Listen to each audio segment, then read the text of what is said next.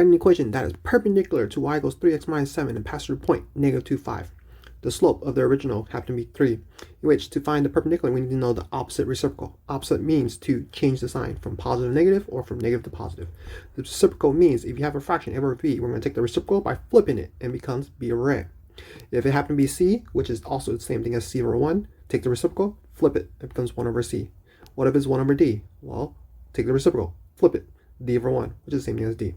So the opposite reciprocal of 3, of positive 3, is going to be negative 1/3. All right, now we have it. Let's use point slope.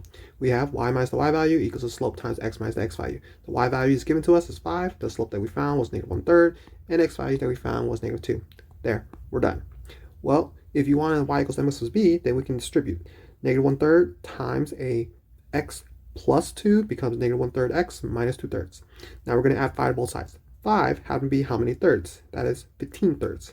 So negative 2/3 plus 15/3 becomes 13/3. So we have y equals negative 1/3 x plus 13/3.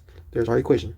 If you want to take a traditional way of slope-intercept formula of y equals mx plus b, the y value is 5, the slope that we found was negative 1/3, x value is negative 2, plus b. Negative 1/3 times negative 2 is positive 2/3. We're going to subtract 2/3 both sides. Then we have 15/3 minus 2/3 that we solved earlier, and that becomes 13/3. We solve for b. Make sure to write the equation. Y equals negative 1/3 x plus 13/3. Thank you.